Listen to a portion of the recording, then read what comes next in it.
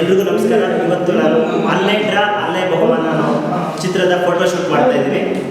Actually ಈ cinema ನಿರ್ದೇಶಕರು ರತ್ನತೀರ್ಥ ಅವರು ನನ್ನ ಸಹಾಯಕರಾಗಿ ಇದು ರಾಮಾಚಾರಿ ಟೈಮಲ್ಲಿ ನನ್ನ ಸಹಾಯಕರಾಗಿ ಕೆಲಸ ಮಾಡ್ತಿದ್ರು.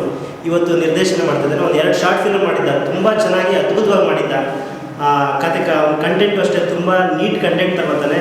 ಇವತ್ತು ಜನಕ್ಕೆ ಏನು ಬೇಕೋ, ಇವತ್ತು ಅವ್ನ ಕಣ್ಮುಂದೆ ಏನು ನಡೀತಾ ಇದೆ ಅದನ್ನೇ ತಗೊಂಡು ತುಂಬ ಅದ್ಭುತವಾಗಿ ಮಾಡಿರೋಂಥ ಕತೆ ಅಲ್ಲೇ ಡ್ರಾ ಅಲ್ಲೇ ಬಹುಮಾನ.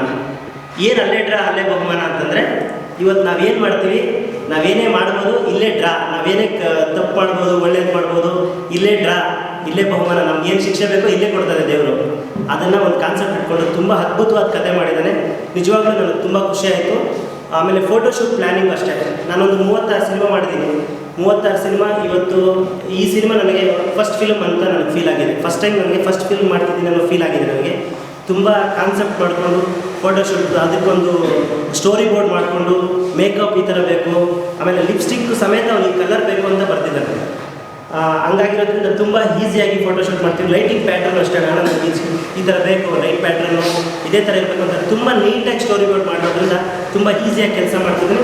ಆಮೇಲೆ ಈ ಟೀಮು ಅಷ್ಟೇ, ಹೊಸಬರು ಅಂತ ಯಾರೂ ಅನಿಸ್ತಾ ಇಲ್ಲ ನನಗೆ. ಎಲ್ಲ ನಾವು ಅಷ್ಟು ಜನ ಡೈರೆಕ್ಟರ್ಗಳ ಜೊತೆ ಕೆಲಸ ಮಾಡಿದ್ದೀವಿ ನಾವು. ಅದು ನನಗೆ ಹೊಸ ಫೀಲ್ ಏನೂ ಆಗ್ತಾಯಿಲ್ಲ. ಎಲ್ಲ ಹಳೆ ಡೈರೆಕ್ಟರ್ಗಳ ಥರನೇ ಒಂದು ಡೆಡಿಕೇಶನ್ ಇಟ್ಕೊಂಡು ಕೆಲಸ ಮಾಡ್ತಿದ್ದಾನೆ. ಆಲ್ ದ ಬೆಸ್ಟ್ ತೀರ್ಥ, ಒಳ್ಳೆಯದಾಗಲಿ.